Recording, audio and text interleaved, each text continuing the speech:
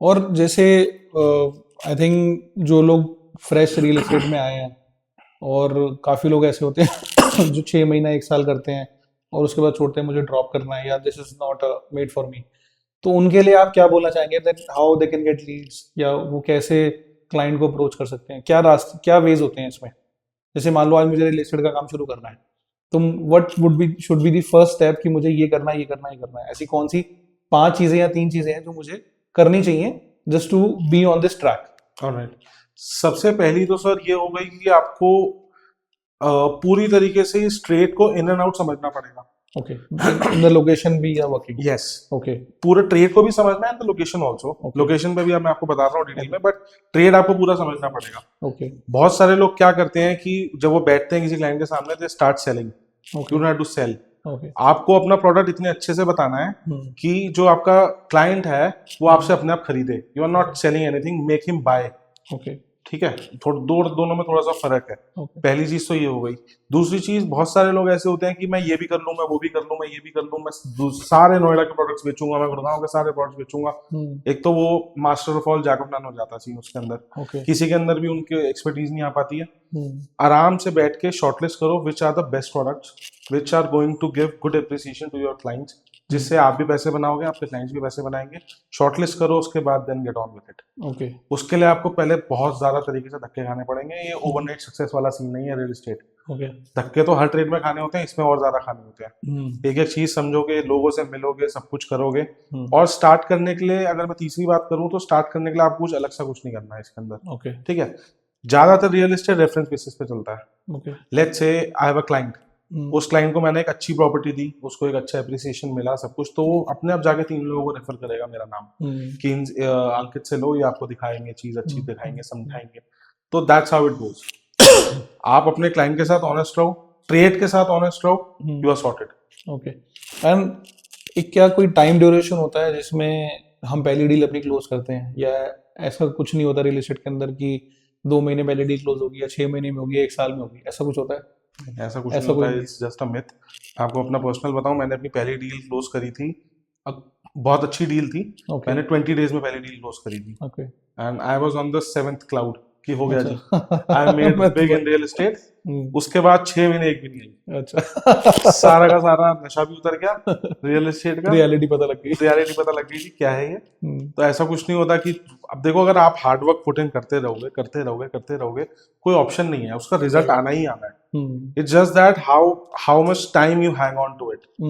ठीक है, ये नहीं होता कि आपने आज करा, आपको 4 रिजेक्शंस आ गए, 4 क्लाइंट आपसे नहीं लिया, इसका मतलब ये नहीं है कि आप नहीं कर सकते काम।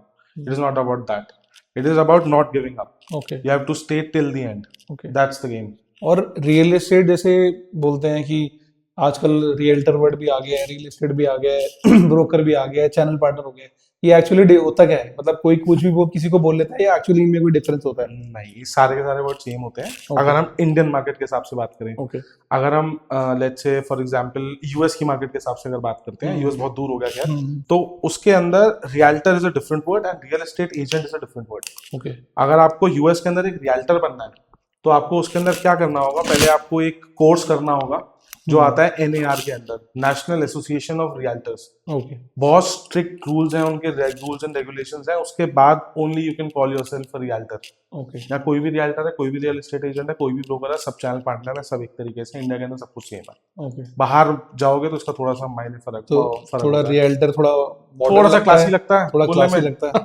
That's it. और वैसे एक बैकग्राउंड में थोड़ा और जाऊं तो दलाल भी कहते हैं ब्रोकर्स को। सर कौन नहीं है जो सेल्स में वो दलाल है, राइट। तो इसमें मतलब बेसिक डिफरेंस क्या है कि मान लो एक बंदा है जो शॉप खोल के बैठा हुआ है, जो एक बहुत छोटे लेवल पे काम कर रहा है, एक बंदा है जैसे आप कर रहे हो, बहुत अच्छे लेवल पे कर रहे हो, सोशल मीडिया आप बहुत अच्छे से कर रहे हो। तो ये जो चेंज आया, तो आपको क्या लगता है, is it a good change, और या फिर ये मार्केट को और खराब कर रहा है कि जो पहले लोग बैठते थे, जिन पे लोग ट्रस्ट करते थे पुराने, दे गुड गिव गुड एडवाइस? क्योंकि मैंने ऐसा बहुत देखा है कि लोग इंस्टाग्राम पे प्रॉपर्टीज दिखा रहे हैं और कुछ भी बोलते हैं, और जब क्लाइंट लेने जाता है बाद में बहुत परेशान होता है, उनकी स्कीम में फंस जाता है। सो आपको क्या लगता है कि ये एंगल एक पॉजिटिव वे में जा रहा है या एक नेगेटिव वे में जा रहा है? सोशल मीडिया पे प्रॉपर्टीज सोशल मीडिया का जो एंगल है एब्सोल्युटली पॉजिटिव वे में जा रहा है। Okay see with time you have to change. Okay आज से पहले प्रॉपर्टी डीलर एक छोटे से कमरे के अंदर बैठे होते थे, आज भी बैठे हैं, उनका काम आज भी चल रहा है। ये तो है नहीं कि वो खाली बैठे हैं, राइट वो ज्यादा रेंटिंग का काम कर रहे हैं, उस स्पेसिफिक कॉलोनी के आसपास रिवॉल्व कर रहे हैं। उनके पास कोई एनआरआई क्लाइंट्स नहीं है, उनके पास कोई दूर के बाहर के क्लाइंट्स नहीं है। वो आते हैं जब आप कोई थोड़ा बड़ा काम शुरू करते हैं, राइट किसी डेवलपर का प्रोडक्ट बेच रहे हैं। एक पूरा जैसे हमने नोएडा पकड़ लिया, वो सिर्फ एक छोटी सी कॉलोनी टाइप पकड़ के बैठते हैं। जब आप पूरी सिटी पकड़ लेते हो कि मैं नोएडा के अंदर बेस्ट प्रोडक्ट्स उठा के बेचूंगा, तो उसके बाद गेम थोड़ी सी चेंज हो जाती है। ओके इसका मतलब ये नहीं होता कि आपने वो नए वाला तरीका गलत है। और आपका दूसरे वाला जो जो आपने मेरे से क्वेश्चन पूछा कि इंस्टाग्राम के थ्रू लोगों के साथ गलत हो रहा है, कुछ हो रहा है, ऐसा कुछ नहीं हो रहा। ओके आप अब देखो, कोई बैठा ही गलत करने के लिए है तो उसको कोई कुछ नहीं कर सकता, बट एटलीस्ट जो पैसे डाल रहा है उसको भी तो देखनी है चीजें कि मैं जो मेरे को बोल रहा है उसकी बातें सारी थोड़ा माननी है। वो भी तो अपनी पूरी आर&डी करेगा, राइट जगह की आर&डी करेगा, प्रोडक्ट की आर&डी करेगा, ही डू एवरीथिंग।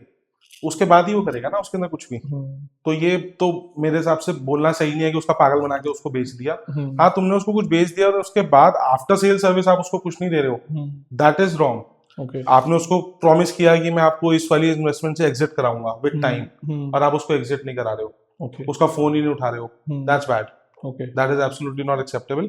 अगर आपने आप पे किसी क्लाइंट ने ट्रस्ट किया है तो आपको एंड तक लेके चलना है। ओके